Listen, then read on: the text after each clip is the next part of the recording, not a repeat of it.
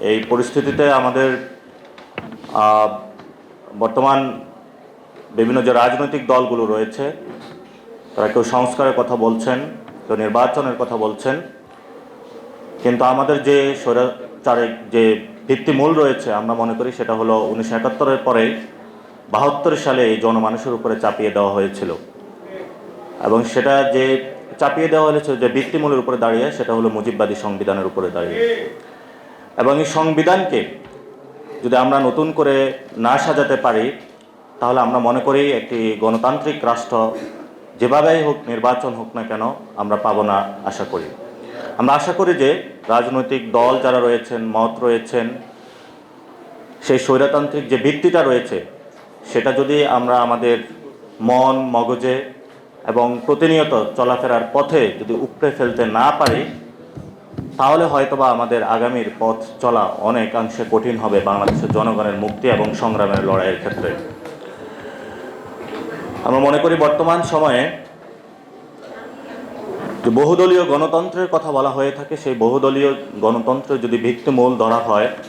আমরা মনে করি যে বাংলাদেশের সকল মানুষকে একই সাথে অংশগ্রহণমূলক একটি গণপরিষদ গঠন করা হোক, যে গণপরিষদের মধ্য দিয়ে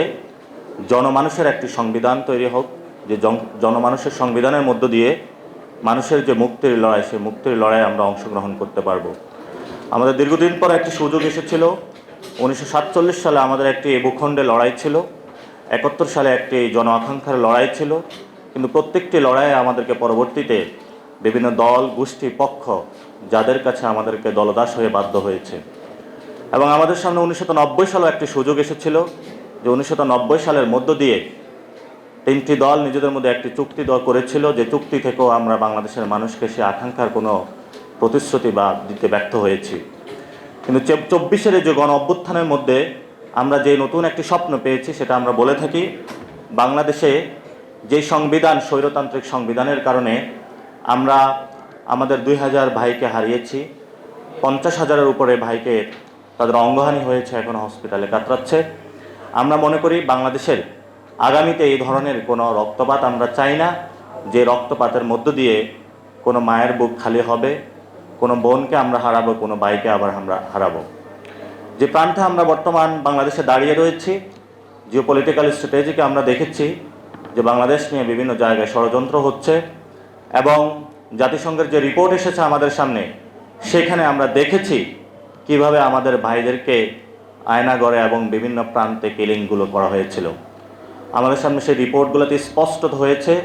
রাজপথে আমাদের ভাই বোনদেরকে কীভাবে প্রতিনিয়ত হত্যা করা হয়েছে গত 15 বছর জুড়ে। আমরা সেই রিপোর্টগুলোতে দেখেছি বিভিন্ন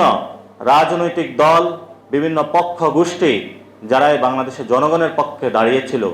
তাদেরকে অগণতান্ত্রিকভাবে নির্বিচারে রাজপথে হত্যা করা হয়েছিল। কিন্তু আমরা এই রাজনৈতিক যে লড়াইটা মণ্ডলটা রয়েছে এই মণ্ডলের বাহিরে যখন আমরা আমাদের সোসাইটির দিকে তাকাই সেই সোসাইটিতে বর্তমান আমাদেরকে সেই ব্রিটিশরা যেভাবে হিন্দু মুসলমান দাঙ্গাবাদী আমাদের পৃথক করে রাখা হয়েছিল, বর্তমানে আমাদেরকে আজকাল এই সময়ের মধ্যে হেফাজত, জামায়াত, বিএনপি বিভিন্ন মতাদর্শ ভিত্তিক আমাদেরকে এই সমাজকে বিভাজিত করে রাখা বিভিন্ন জনকে ট্যাগিং দেওয়ার চেষ্টা চলছে। আমরা এই বর্তমান পরিস্থিতিতে মনে করি ছাত্র সমাজ উদ্যোগে জাতীয় নাগরিক কমিটির যে একটি দল আসতেছে সে দলটি একটি মধ্যপন্থার দল হবে, যে দলটি একটি বাইনারি কোনো প্রসেসের মধ্যে থাকবে না। কোনো মতাদর্শিক যে বিভাজন রয়েছে বাংলাদেশের মধ্যে, আমরা যে মতাদর্শিক বিভাজনগুলোর মধ্যে বিভিন্ন জায়গায় দেখতে পাচ্ছি যে প্রতিনিয়ত মানুষের খুন হচ্ছে এবং মানুষের মধ্যে সামাজিক যে আমাদের একটি হারমোনিয়াস দীর্ঘদিন ধরে আমরা লালন করে যাচ্ছি সেগুলো ভেঙে পড়ছে।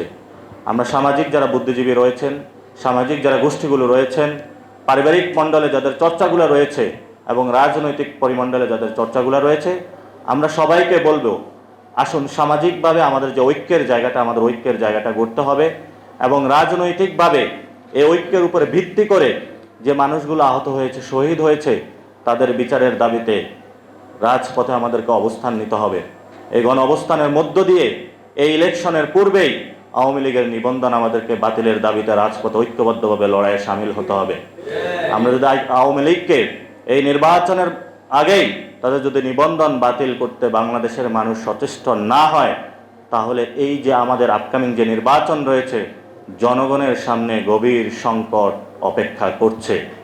আমরা মনে করি বাংলাদেশকে একটি সিভিল ওয়ারের দিকে ঠেলে দেওয়া হইবে। এই জন্য সরকার এবং যারা আমাদের বিশেষত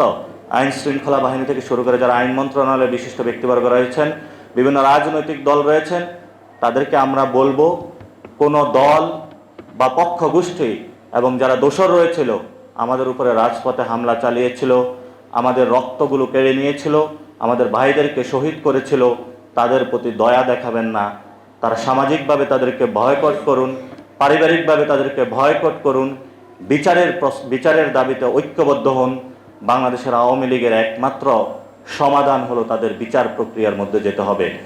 এবং বিচার প্রক্রিয়ার মধ্যে দিয়ে গেলে যারা খুনের সাথে সম্পৃক্ত ছিল, ইতিমধ্যে আমাদের সামনে অনেকগুলো ইন্টারন্যাশনাল ফোরামের রিপোর্ট এসেছে। সেই রিপোর্টগুলো অনুযায়ী তাদেরকে দ্রুত বিচারের আওতায় আনতে হবে, এবং আওয়ামী লীগ যে ব্যানারটি রয়েছে খুনের দায়ে গণতান্ত্রিক প্রক্রিয়ায় তাদেরকে বাংলাদেশ সরকার যারা রয়েছেন তাদেরকে বলবো দ্রুত গতিতে তাদের নিবন্ধন বাতিল করুন। কারণ গণতান্ত্রিক প্রক্রিয়ার মধ্যে খুনি কোনো ব্যানার যদি থাকে, তাহলে আমরা মনে করি খুনি হাসিনার বিচার এবং আওয়ামী লীগের ব্যানার, এই দুইটি যদি আগামী নির্বাচনে আমরা সুরাহাভাবে সমাধান না করতে পারি, তাহলে আগামীর বাংলাদেশের যে মানুষগুলো শহীদ হয়ে আত্মত্যাগের মধ্য দিয়ে একটি গণতান্ত্রিক বাংলাদেশ চেয়েছিল, সেই গণতান্ত্রিক বাংলাদেশের ফেরার কোনো আমাদের পথ নেই। এজন্য আমরা বাংলাদেশের যে রাজনৈতিক দলগুলো রয়েছেন, বড় দল, আজকের এই দিবসে দাঁড়িয়ে আমাদের সেই শপথ হোক যে আমরা আমাদের যে স্বৈরাচারী ভিত্তিমূলগুলো রয়েছে পারিবারিক সোসাইটিতে এবং আমাদের যে জিওপলিটিক্যাল স্ট্র্যাটেজিক জায়গাগুলো থেকে আমাদের বিভিন্ন ফরেন ইন্টারভেনশনগুলা, তাদেরও যে একটি স্বৈরাচার মনোবৃত্তি আমাদের উপরে প্রতি মগজে মননে আমাদের কালচারাল জায়গা থেকে আমাদের উপরে চেপে বসেছে, যদি আমরা এগুলো প্রতিহত করতে না পারি, তাহলে আমরা মনে করি বাংলাদেশের যে স্বাধীনতার মুক্তি সংগ্রাম আমাদের শুরু করেছিলাম সে 1947 সালে, 1971 সালের লড়াই, 90-এর লড়াই, 24-এর এই লড়াইয়ের মধ্য দিয়ে যদি আমরা আমাদের কাঙ্ক্ষিত স্থানে পৌঁছতে না পারি, তাহলে এই লড়াইটা ব্যর্থ হবে মনে করি। এজন্য আমরা সকল রাজনৈতিক দল, সরকার সবাইকে আহ্বান জানাবো, আগামীকালকে একটি প্রোগ্রাম রয়েছে, যে প্রোগ্রামের মধ্যে একটি ঐক্যমত কমিশন গঠন হয়েছে, যে ঐক্যমত কমিশন গঠনের মধ্য দিয়ে সংস্কারের যে প্রস্তাবনাগুলো আছে সেগুলো নিয়ে বিভিন্ন রাজনৈতিক দলের সাথে সরকার মতো বিভিন্ন সভায় করবে। আমরা সেই সভায় সকলকে আহ্বান জানাবো আজকে থেকেই যে আপনারা আমাদের সামনে যে সুযোগ এসেছে বর্তমান সময়ে, সেই সুযোগটা জনগণের সামনে প্রতিশ্রুতিবদ্ধতার জায়গা থেকে কাজে লাগান এবং আওয়ামী লীগকে বিচারিক জায়গায় নিয়ে আসুন,